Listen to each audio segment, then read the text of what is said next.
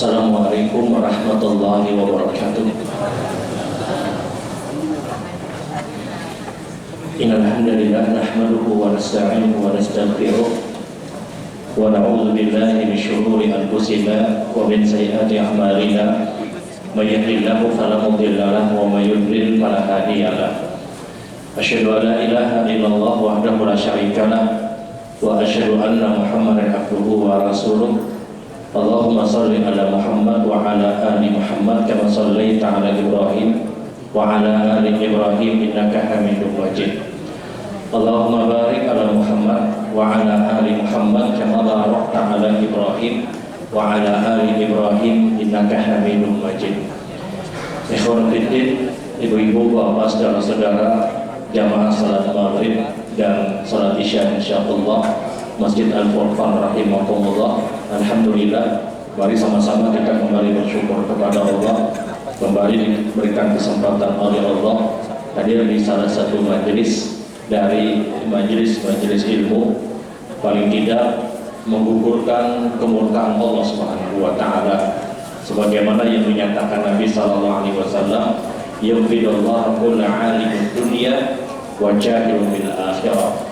Allah murka kepada seorang hamba yang dia hanya pandai pada urusan dunia tapi dia jahil pada urusan akhirat. Allah murka kepada seorang hamba kalau bukan politik harbanan di kampung ini apa sembahyang jenazah karena kita tahu itu. Allah murka kepada seorang hamba ketika bicara hal-hal urusan dunia tapi dia jahil pada urusan akhirat. Hadir pada majelis ilmu adalah salah satu hal yang menjadikan kita meruntuhkan kemurkaan Allah Subhanahu wa taala. Baik Bapak Ibu yang dirahmati Allah Subhanahu wa taala, malam hari ini kita akan bersama dengan hal-hal yang berkaitan dengan sujud sahwi. Hanya sekedar penajaman dari apa yang sudah sama-sama kita pahami. Kita harus punya kaidah kuat berkaitan dengan sujud sahwi. Agar apa? Agar tidak terjadi khayal, tidak terjadi kebimbangan dan kebingungan untuk bersikap. Kapan kita sujud sahwi dan kapan kita tidak perlu untuk melakukan sujud sahwi. Karena terkadang ada sebahagian orang yang dia sebenarnya tidak perlu untuk sujud sahwi, tapi karena ketidakmengertian orang tersebut dia melakukan sujud sahwi. Ada sebahagian orang-orang yang sholat semestinya diperintahkan untuk sujud sahwi, tapi dia tinggalkan sujud sahwi. Nah, kita akan bersama dengan beberapa kaidah penting berkaitan dengan sujud sahwi. Sebelumnya kita tahu bahwasanya ada 3 jenis sujud selain daripada sujud di dalam sholat. Ada yang namanya sujud syukur, ada yang namanya sujud tilawah atau sujud sajadah, ada yang dikenal dengan sujud sahwi. Sujud syukur jelas tentunya ketika dia mendapatkan kabar yang menggembirakan, sesuatu yang dia tunggu, sesuatu yang dia idam-idamkan, kemudian dia mendapatkan apa yang memang diharapkan, maka dia dianjurkan untuk melakukan sujud syukur. Sebagaimana hadis Nabi sallallahu alaihi wasallam, "Idza ja'u amrun yasirun khara sajida lillah." Nabi sallallahu alaihi wasallam ketika mendapatkan kabar berita yang menggembirakan atau sesuatu yang beliau tunggu, beliau segera langsung melakukan sujud syukur. Ketika dikabarkan kepada Rasul ada satu kelompok dari orang-orang Arab, satu bani, satu kelompok dari orang-orang Arab memeluk agama Islam, maka ketika itu Nabi langsung melakukan sujud syukur, rasa bersyukur kepada Allah Subhanahu wa taala. Jadi sujud syukur adalah satu sujud yang kita diperintahkan untuk kita melakukannya pada saat kita mendapatkan kabar yang menggembirakan secara umum. Namun sebagian ulama juga mengatakan bahwasanya sujud syukur itu juga berlaku pada keadaan-keadaan yang kita mendapatkan perkara yang sangat menggembirakan ketika orang tersebut taruhlah misalnya terlepas dari sebuah musibah yang sangat mengerikan. Naik pesawat misalnya, mengguncang pesawat, habis zikir macam-macam sudah. pesan wasiat dan yang lainnya, walillahil hamd, segala puji milik Allah, dia selamat misalnya, maka dia sujud syukur kata para ulama. Naik kapal laut, pada Allah terjadi musibah dan dia adalah orang yang selamat misalnya, maka dia pun juga dianjurkan untuk melakukan sujud syukur. Ini diantara poin-poin yang berkaitan dengan sujud syukur. Jadi sujud syukur itu bukan dilakukan setiap selesai sholat, karena mohon maaf, ada mungkin sebahagian orang setelah dia assalamualaikum warahmatullah, assalamualaikum warahmatullah, kemudian sidin sujud syukur, sidin bersujud lagi. Kita mulai kenapa bersyukur aku sudah tutup sembahyang gitu. Nah, itu bukan pada tempatnya, bukan pada tempatnya. Karena sholat itu kewajiban kita. Sujud syukur adalah tidak jauh amrun yasiruhu, ketika mendapatkan kabar yang menggembirakan, sesuatu yang menggembirakan. Nah, sujud tilawah, sujud sajadah, ringkasnya saja, baru kita fokus kepada sujud sahwi. Sujud tilawah atau sujud sajadah adalah satu sujud yang kita diperintahkan pada saat kita melewati ayat-ayat yang ada perintah untuk sujud. Para ahli qiraah itu berbeda pendapat, ada yang menyebutkan sampai 21 tempat dalam Al-Quran, ada yang mengatakan 19 tempat, ada yang mengatakan 17 tempat. Biasanya gambarnya itu kayak gambar kubah masjid itu, ada perintah untuk sujud. Nah, sujud sajadah atau sujud tilawah itu disunahkan, dianjurkan untuk kita melakukannya. Salah satu fadilah keutamaan orang-orang yang melakukan sujud sajadah adalah hadis Nabi sallallahu alaihi wasallam, fa inna ibna adam idza qara'a fi sajada fasajada fa umira bis sujud fasajada fahul jannah wa umirtu bis sujud fa abaitu falinnar. Disebutkan dalam hadis, seorang anak Adam ketika dia membaca ayat-ayat Al-Quran yang ada perintah untuk sujud, kemudian dia sujud, maka berkata iblis pada saat itu, kalau seandainya ada seorang muslim dia sujud pada saat dia melewati ayat-ayat yang ada perintah untuk sujud dan dia sujud, maka dia punya peluang untuk berada dalam surga Allah. Ini keutamaan besar.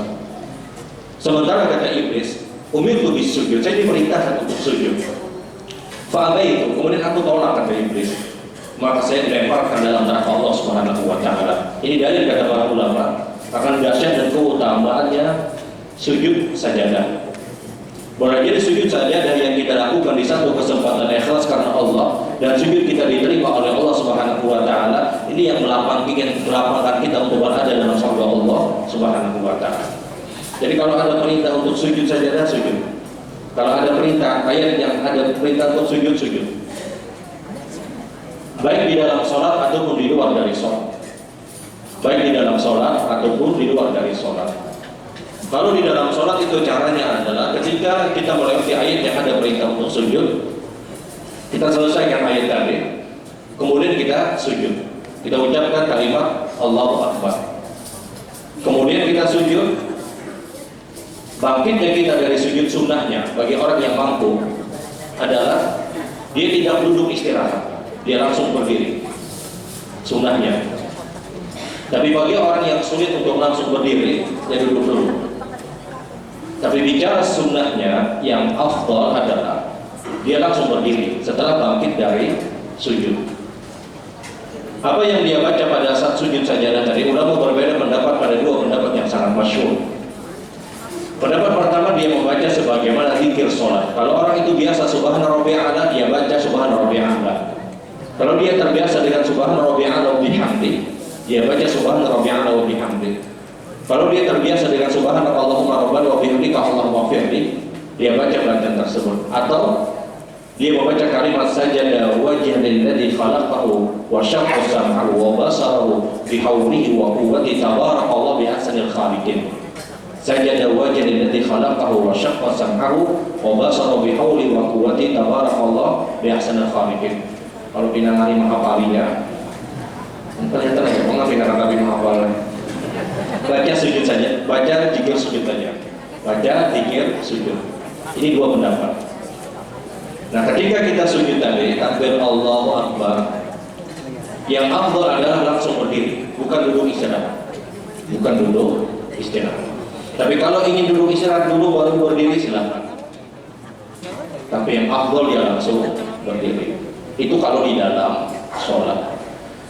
Kalau di luar sholat, maka ketika dia baca ayat tadi, dia langsung sujud. Apakah pakai takbir? Mayoritas ulama berpendapat tidak perlu pakai takbir. Kenapa? Karena dia bukan di dalam sholat, dia langsung sujud. Wallahu ulama berbeda pendapat. Sebagian ulama menyebutkan dia bertakbir Allah Akbar kemudian dia sujud. Sebagian ulama tidak perlu dengan bertakbir. Kenapa sebagian ulama mengatakan dia bertakbir? Berdalil dengan keumuman sujud sajadah di dalam sholat, sehingga dikiaskan sebagaimana ibadah sholat tadi. Kenapa ada ulama yang berpendapat untuk tidak menggunakan takbir, dia langsung sujud saja? Mereka berdalil dengan dalil tidak ada keterangan dari Rasul Shallallahu Alaihi Wasallam, karena keterangan yang bicara takbir hanya di dalam sholat, dan ini khilaf. Ya, dia sujud, maka apa yang dia baca, kalau itu di luar dari sholat, pilihan dia kalau ingin membaca hanya sajada wajhilladzi khalaqahu wa syaqqa sam'ahu wa basarahu bi hawlihi wa quwwati tabarakallah bi ahsanil khaliqin. Tapi kalau ini dia tidak hafal, maka dia tidak membaca apapun. Kenapa? Karena dia di luar dari sholat.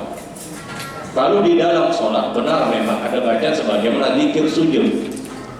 Tapi kalau di luar dari sholat dan dia tidak hafal bacaan zikir sujud saja dan tadi, ya sudah dia terlepas, dia cukup takbir Allah Akbar atau dia tidak bertakbir kemudian selesai. Ya, wallahu a'lam, yang jelas seorang muslim hendaknya dia menghafal bacaan tersebut kalau dia mampu tentunya, dan itu lebih afdal, lebih utama. Nah, ini sujud sajadah atau sujud tilawah. Baik, kita masuk kepada sujud sahwi. Sujud sahwi adalah satu sujud yang dilakukan oleh orang yang mengerjakan sholat ketika terjadi kesalahan. Sujud sahwi itu hukumnya wajib untuk dilakukan. Jadi sujud sahwi itu bukan sunnah.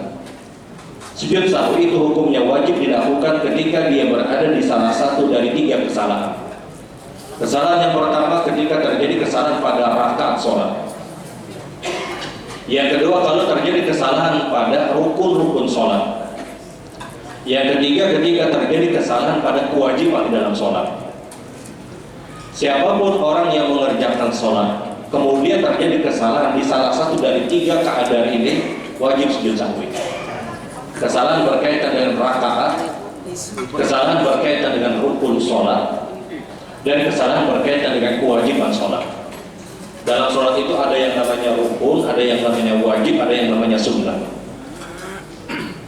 Kalau terjadi kesalahan di rukun sholat atau di kewajiban di dalam sholat, wajib sujud sahwi. Tapi kalau kesalahannya berkaitan dengan hanya sunnah di dalam sholat, apakah sujud sahwi? Tidak perlu sujud sahwi. Contoh, ada orang yang sholat, dia takbir Allah Akbar, kemudian dia langsung baca surat Al-Fatihah dengan meninggalkan doa iftitah. Doa iftitahnya ada ingat misalnya. Dia tidak baca Allahumma ba'id baini atau ini wajah ataupun yang lainnya. Dia takbir Allah Akbar kemudian dia baca surat Al-Fatihah. Nah, apakah ini sujud sahwi? Tidak. Karena bacaan doa iftitah itu hukumnya sunnah. Bacaan doa iftitah itu hukumnya sunnah. Bahkan dia tinggalkan dengan sengaja pun sholatnya sah, karena dia hanya meninggalkan perkara sunnah. Sama seperti ada orang yang sholat misalnya, dia sholat rakaat pertama, kemudian setelah baca surat Al-Fatihah, amin, dia lupa baca surat atau lupa baca ayat, kemudian langsung ruku Allahu Akbar. Dia tinggalkan surat atau ayat di rakaat pertama misalnya. Nah, apakah dia sujud sahwi? Tidak. Karena bacaan surat atau ayat itu hukumnya sunnah, bukan wajib. Bacaan ayat atau surat pada rakaat pertama ataupun rakaat kedua itu hukumnya sunnah, bukan wajib. Ini yang belum maksud di awal tadi. Kadang ada orang yang menganggap itu adalah sujud sahwi, kemudian dikerjakan, padahal tidak perlu sujud sahwi. Ada orang yang meninggalkan bacaan surat atau ayat, ya sudah, Apakah dia sujud sahwi? Tidak, karena bacaan surat atau ayat itu bukan hukum wajib, tidak dihukumi wajib. Jadi kalau sholat rakaat pertama misalnya langsung Al-Fatihah, kemudian tanpa membaca surat atau ayat langsung ruku, apakah sholatnya sah? Sholatnya sah. Karena surat atau ayat itu sunnah, bukan kewajiban. Jadi kalau misalnya dalam sholat berjamaah, taruhlah misalnya sholat isya, ternyata rakaat pertama imam setelah Al-Fatihah langsung ruku, makmum kadang perlu tunggu subhanallah, subhanallah ya makmum, dan subhanallah itu makmumnya. Kenapa ini subhanallah? Karena bacaan surat atau ayat itu bukan wajib, itu sunnah.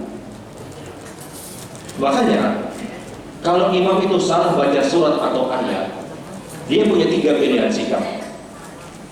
Pilihan sikap yang pertama, dia bisa langsung ruku, ya baca, kemudian hafalannya error, hafalannya terganggu misalnya, ya sudah, daripada mau memikirkan Allahu Akbar, takbir langsung ruku. Apakah boleh? Boleh.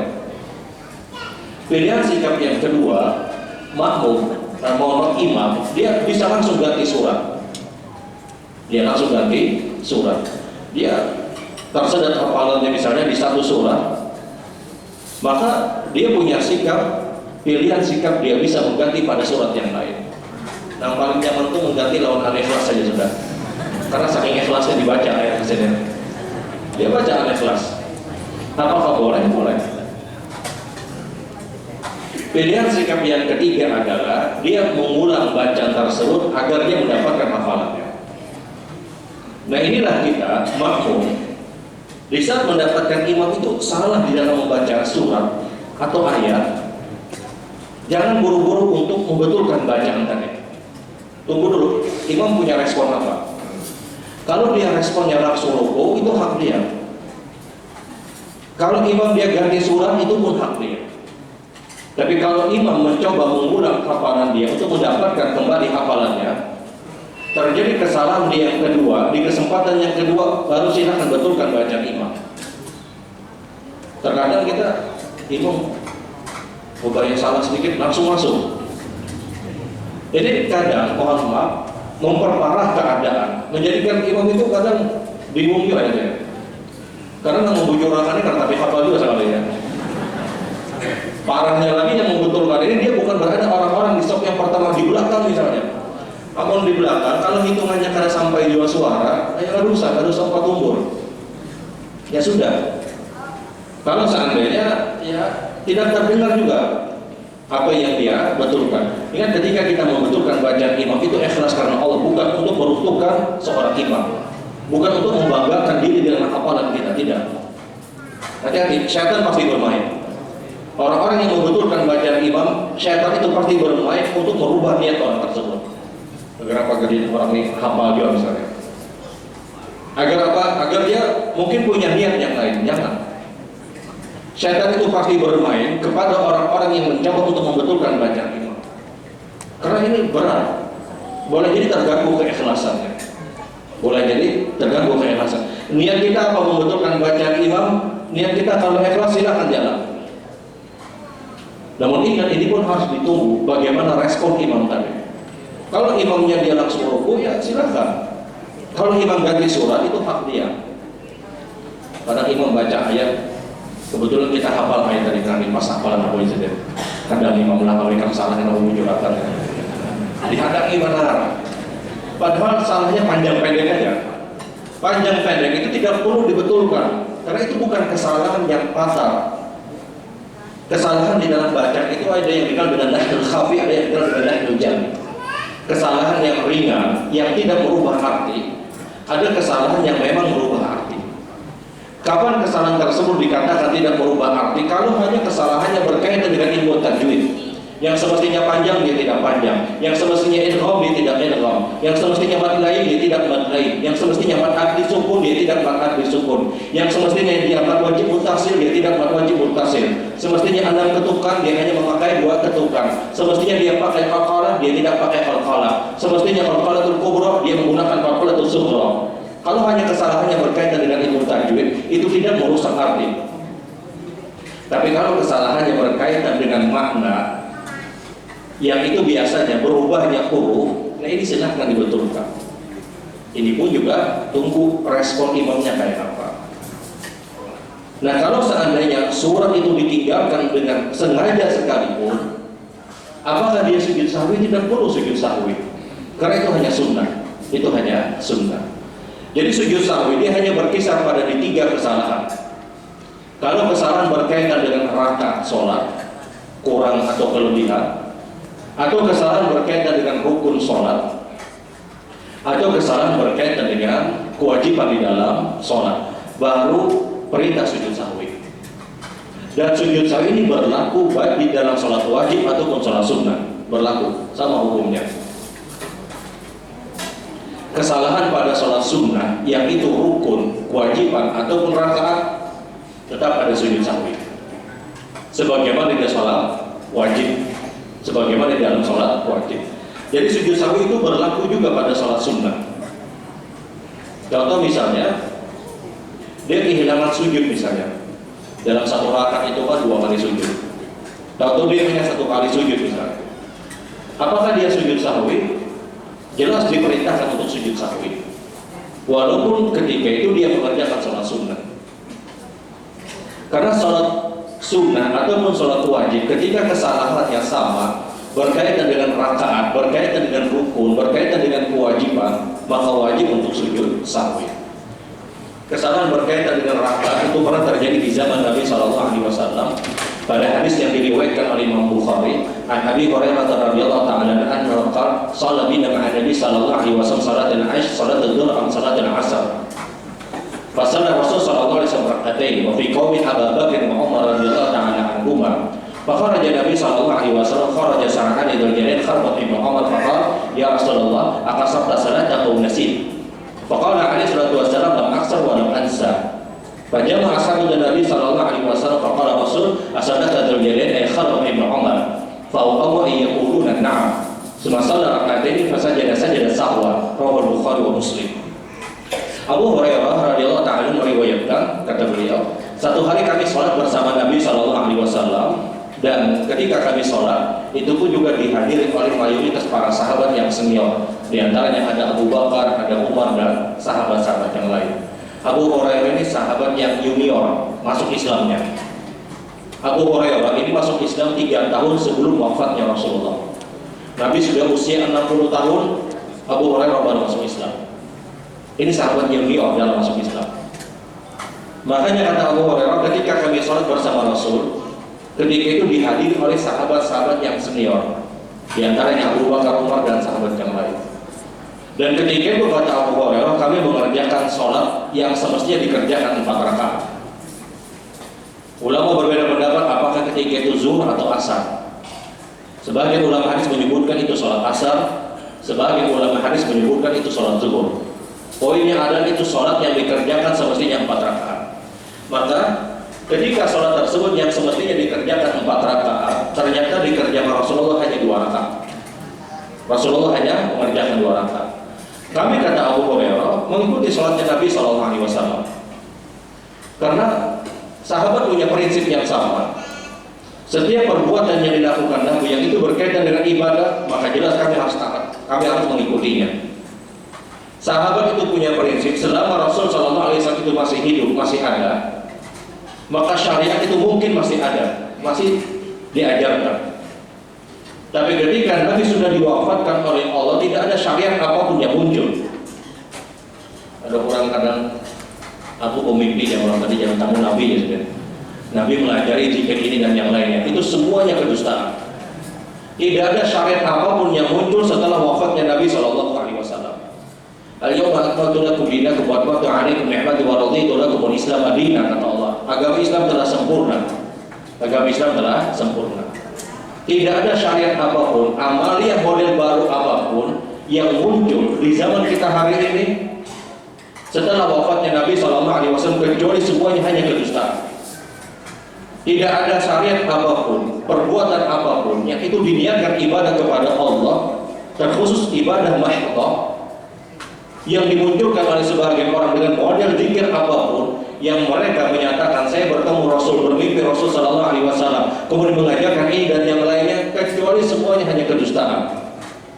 Karena syariat telah ditutup setelah wafatnya Nabi Shallallahu Alaihi Wasallam, sebagaimana kemaksuman telah tidak terjadi lagi kepada siapapun setelah wafatnya Rasul Shallallahu Alaihi Wasallam. Tidak ada syariat apapun. Sahabat punya prinsip sami'na wa ata'na, kami dengar dan kami taati. Ketika Rasul hanya mengerjakan sholat itu 2 rakaat, sahabat tahu ini semestinya 4 rakaat, namun dikerjakan Rasul hanya 2 rakaat. Apa sikap para sahabat? Mereka sami'na wa ata'na, kami dengar kami taati, mereka ikut sholatnya Rasul Sallallahu Alaihi Wasallam. Tapi jelas selesai salamnya Nabi, ada kegelisahan di tengah-tengah sahabat ini. Kenapa sembahyangnya 2 rakaat tadi? Sementara Nabi tidak mengkhabarkan setelah itu. Nabi biasa saja, selesai sholat, ketika selesai salam, beliau biasa. Seakan-akan beliau tidak merasa ini dikerjakan hanya 2 rakaat. Maka Nabi tuntaskan zikir-zikir beliau, dan ketika Nabi akan keluar dari masjid, sahabat boleh saling berpandangan untuk apa? Untuk mempertanyakan kenapa ini hanya dikerjakan 2 rakaat. Orang yang pertama yang mampu mengejar Rasul Sallallahu Alaihi Wasallam adalah Dzulqa'dah atau Khalid bin Umar. Khalid bin Umar, dia datang kepada Nabi, kemudian dia berkata, ya Rasulullah, qasarta salat atau nasi? Rasul, kenapa sholat ini kau qasar ya Rasul? Tidak ada sebab ya Rasulullah, kenapa dikosor sholat, kenapa diringkas sholat? Apakah kau lupa ya Rasulullah? Jadi Khalid bin Umar berkata, Rasul, apakah ini sengaja dikosor atau engkau lupa ya Rasulullah? Kata Nabi, lam aksa wa lam ansa, saya tidak mengkosor, kata Nabi, dan saya tidak lupa, kata Rasul. Rasul masih yakin ini 4 rakaat, sementara seluruh sahabat mengatakan ini hanya 2 rakaat. Datang Abu Bakar, datang Umar, datang sahabat-sahabat yang lain mengelilingi Nabi Sallallahu Alaihi Wasallam. Kemudian Rasul berkata kepada para sahabat, "Asadaqah Dzulqa'dah Khalid bin Umar? Apakah benar apa yang dikatakan oleh Khalid bin Umar? Kita hanya salat 2 rakaat." Fa'u Abu, mereka kemudian menganggukkan kepalanya. Ayyaquluna na'am, itu mereka berikan isyarat, benar ya Rasulullah. Maka Rasul kemudian mengajak sahabat yang lain, sahabat tadi, untuk apa? Untuk menyempurnakan 2 rakaat yang kurang. Dan kemudian Nabi mengerjakan sujud sahwi, dan itu diikuti oleh sahabat. Ulama menyebutkan ini sujud sahwi pertama yang terjadi di zaman Rasul Sallallahu Alaihi Wasallam. Kita lihat di sini. Ini hadis bicara tentang kurang rakaat. Satu hal yang harus sama-sama kita pahami dulu, yang itu dijadikan dasar kuat bagi seorang muslim adalah ketika Nabi lupa pada pelaksanaan sholat asar atau sholat zuhur tadi, yang semestinya 4 rakaat hanya dikerjakan 2 rakaat. Lupanya Nabi itu bukan karena waswas syaitan, bukan karena godaan syaitan. Ingat, Rasul ketika itu bukan digoda oleh syaitan ketika beliau lupa. Kenapa ini harus kita pahami? Sebagaimana yang dijelaskan oleh para ulama, sholatnya Nabi ketika itu bukan karena digoda oleh syaitan sehingga mengakibatkan sholat dikerjakan hanya 2 rakaat. Karena kalau itu dipahami, Nabi tergoda dengan waswas syaitan, maka orang akan mengatakan Al-Quran adalah sesuatu yang meragukan. Maka orang pun akan mengatakan semua hadis Nabi semuanya akan meragukan. Boleh jadi Nabi diberikan was-was godaan oleh syaitan, kemudian membuat syariat-syariat baru. Lupanya Nabi ketika itu memang ditakdirkan dan ditetapkan oleh Allah, bukan karena Nabi itu was-was digoda oleh syaitan. Mohon maaf, beda dengan kita. Kita ini kalau udah sebujur kadaikat, udah sebujur digoda syaitan. 3 ke 4 itu udah sebujur masuk godaan syaitan. Tapi Rasul ketika itu bukan karena digoda oleh syaitan. Buktinya apa? Ketika sholat yang kerjakan 4 rakaat, Nabi hanya kerjakan 2 rakaat. Orang itu biasa lupa, biasa dia ragu adalah hanya kalau ada 3, 4, bukan 4 atau 2, tidak. Kita lihat kalau ragu sembahyang zuhur atau asar, kita ragunya kalau ada 3, 4. Jangan kita ini ragu 2 ke 4. Beruncat ke 4 itu ada sejarahnya. Yang kita ragu ini kalau ada 3, 4. Rasul ketika itu boleh kerjakan sholat asar atau zuhur 4 rakaat, boleh hanya kerjakan 2 rakaat. Ditanya oleh Dzulqa'dah Khalid bin Umar, ya Rasul, apakah engkau lupa? Kata Nabi, saya tidak lupa. Rasul tetap yakin dan bertahan boleh kerjakan 4 rakaat. Dan ingat, tidak ada orang yang paling cerdas di muka bumi ini melampaui Rasul Sallallahu Alaihi Wasallam. Tidak ada orang yang lebih baik kecerdasannya melebihi Nabi Sallallahu Alaihi Wasallam. Rasul ketika ditanya apakah engkau lupa ya Rasul, tidak, kata Nabi. Maka lupanya Nabi pada saat itu bukan waswas syaitan. Buktinya apa? 2/4, bukan 3/4. Orang dapat waswas itu biasanya kalau ada 3/4. Makanya muncul hadis Nabi SAW, "Idza syakka ahadukum fi salatihi thalathatan al-arba falyudri asyak wa yabna ala mastaiqana." Kalau engkau ragu dalam salat, kata Rasulullah, 3 atau 4. Kata Rasul 3 atau 4, maka ambil yang paling yakin, yaitu 3. Kemudian kau tambah dan kau kerjakan sujud sahwi, kata Rasul. Kan kita ini kalau ragu ini 3 atau 4, berarti yang yakinin 3, yang 4 ini ragu. Maka kata Rasul, ambil yang 3, hitungan ketiga. Kemudian tambah lagi 1 rakaat dan kerjakan sujud sahwi. Mohon maaf ibu-ibu, biasanya sembahyang zuhur atau asar di rumah itu ragu-ragu 3 atau 4, karena sedikit sorangan sembahyang misalnya. Nah 3 atau 4, kalau ragu pada bidang 3 atau 4, ambil yang 3. Kecuali orangnya pola sembahyang, apa saja yang harus sudah gitu. Kalau dia ragu 3 atau 4, ambil yang 3, bukan yang 4. Kemudian tambah 1 rakaat dan kerjakan sujud sahwi. Nah Rasul ketika itu beliau bukan 3 dan 4 lupanya, tapi 2 atau 4. Dan ini menunjukkan lupanya Nabi itu memang ditetapkan oleh Allah, bukan karena godaan syaitan. Apa yang dilakukan Nabi ketika itu? Beliau tambah 2 rakaat yang kurang.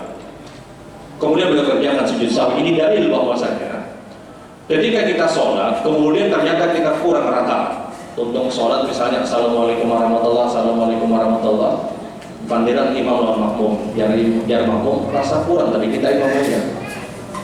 Jadi imam berapa ya? Kemudian menagur, belum dinagur-nagur juga aja sama rupanya. Akhirnya ya sudah disepakati kurang 1 rakaat. Kurang 1 rakaat. Dia tambah 1 rakaat, cukup tambah 1 rakaat. Kemudian dia kerjakan sujud sahwi. Jadi tidak perlu untuk mengulang sholatnya dari awal, tidak perlu. Selama kata para ulama, dia berada dalam satu majelis yang sama. Malik dalam Muwatta, Syafi'i dalam Al-Um, Abu Hanifah dalam kitabnya, Ahmad dalam Al-Mughni, 4 imam mazhab bersepakat. Ketika terjadi kesalahan berkaitan dengan kurang rakaat atau kesalahan pada rakaat, kemudian disadari selesai sholat, dan kalau berkaitan dengan kurang tersebut cukup tambah rakaat yang kurang kemudian sujud sahwi. Tapi kalau seandainya dia sadarnya pada waktu yang sudah cukup panjang, kemudian terjadi dengan satu perbuatan, yang perbuatan tersebut tidak ada kaitannya dengan ibadah sholat yang dia lakukan, Syafi'i yang berpendapat dia ulang sholatnya dari awal kalau dia masih punya waktu untuk mengerjakan sholat. Contoh, ada orang selesai sholat berjamaah, taruhlah misalnya sholat asar, karena paling rancak tandingan itu kalau pada zuhur asar, kalau maghrib itu masih ada patokan disuarakan, kalau isya itu masih ada patokan disuarakan, kalau subuhnya mana lagi? Kalau sembahyang subuh sholat kada ingat 1 kah 2, dia sebujur kada peringatan. Sembahyang subuh ada 2 rakaat, kada ingat ini rakaat pertama kan rakaat kedua, kadang mau lagi ditabur sudah. Yang rancak tandingan itu zuhur dan asar, karena nanti tidak disuarakan. Nah kita seandainya kita mengerjakan sholat, kemudian selesai sholat asar berjamaah misalnya di masjid, pulang kita ke rumah, kemudian mengatakan tadi rasanya kurang masyarakat presiden. Dia sudah keluar dari masjid, kemudian terjadi dengan satu perbuatan apapun itu, habis selesai sholat asar pulang ke rumah, ya makan atau minum misalnya, duduk melihat TV macam-macam, kemudian tahayal rasa kurang saat tadi jadi. Nah apakah orang ini mengulang sholatnya atau menambah rakaat yang kurang? Syafi'i berpendapat dia ulang sholatnya selama dia masih punya waktu untuk mengerjakan sholat. Maksudnya kalau dia masih punya waktu asar tadi, tapi kalau sudah masuk di waktu maghrib, kemudian dia sadar di waktu maghrib asar itu kurang serakaat, apakah dia mengulang? Tidak perlu dia mengulang. Dalilnya apa? Dalilnya adalah ketika para sahabat Rasul Sallallahu Alaihi Wasallam, ketika mereka mengerjakan sholat isya, ketika itu pulang dari safar yang sangat melelahkan, dan Rasul berkata kepada para sahabat, kita jangan masuk Madinah di waktu malam. Nabi itu tidak suka masuk Madinah itu di waktu malam. Maka akhirnya Rasulullah perintahkan kepada para sahabat untuk beristirahat. Dan ketika itu mereka mengerjakan sholat isya, masing-masing menjaga bergantian. Maka masing-masing sholat isya kemudian memberikan isyarat-isyarat di mana arah kiblat. Karena ketika itu mereka tidak tahu kemana arah kiblat karena tidak ada penerangan. Di waktu subuh baru mereka sadar ternyata arah kiblat ketika isya itu salah. Maka mereka lapor kepada Rasul ini kita isya salah tadi kiblatnya. Kata Nabi, engkau telah mengerjakan sholat dimanapun Allah telah berada, maka engkau telah mengerjakan sholat, kata Rasulullah. Maksudnya tidak perlu engkau ulang, tidak perlu engkau ulang. Kenapa? Karena waktunya sudah habis. Nah, di sini Syafi'iyah berpendapat. Kenapa? Beliau mengatakan bahwasanya kalau ada orang yang sholat kemudian dia kurang rakaat dan dia sadar ya sudah di waktu yang sangat lama sampai lewat waktu tersebut tidak mengulang sholatnya karena waktunya sudah habis. Waktunya sudah habis dan itu bukan karena kesengajaan orang ini. Tapi kalau kesalahannya dia ingat dan sadar di dalam masjid saja, maka cukup untuk menambah rakaat yang kurang. Nah, sujud sahwi ini berkaitan dengan kesalahan pada rakaat. Kemudian ada kesalahan yang juga berkaitan dengan rukun sholat. Kesalahan yang berkaitan dengan rukun sholat. Kalau kesalahannya berkaitan dengan rukun sholat, maka mayoritas ulama berpendapat rakaat yang dia lalui tidak dihitung. Rakaat yang dia lalui tidak dihitung, maka dia ganti dengan rakaat yang baru, kemudian dia sujud sahwi dengan sebelum salam.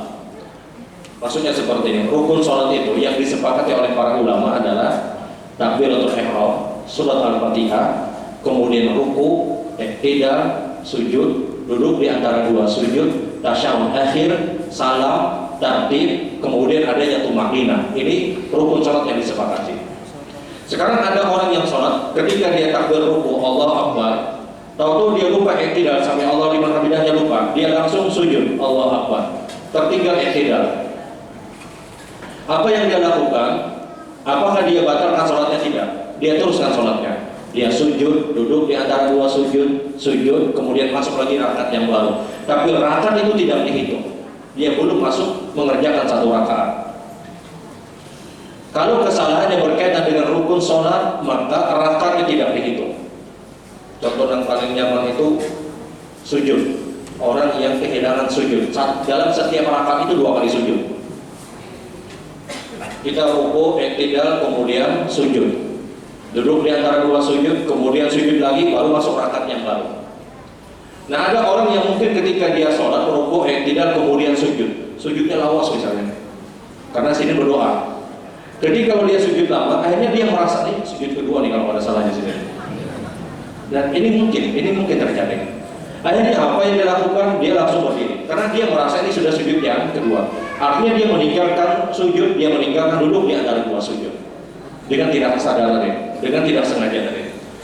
Apa yang harus dia lakukan? Yang harus dia lakukan, rakaat ini tidak dihitung. Dia tidak dikatakan belum melaksanakan satu rakaat pun. Maka dia masuk lagi sholatnya, kemudian dia masuk rakaat yang baru. Kalau kesalahannya berkaitan dengan rukun-rukun sholat, maka rakaatnya tidak dihitung. Dia masuk lagi rakaat yang baru. Dia kerjakan sujud sahwi sebelum salam. Tapi kalau kesalahannya berkaitan dengan kewajiban di dalam sholat, maka rakaatnya tetap dihitung, tapi tetap dia diperintahkan sujud sahwi. Di antara kewajiban dalam sholat itu adalah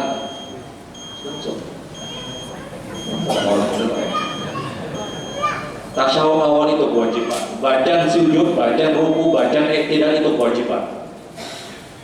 Sampai Allah liman hamidah, tahu dia ucapkan Allah Akbar, dia kesalahan ini kesalahan, maka itu harus sujud sahwi.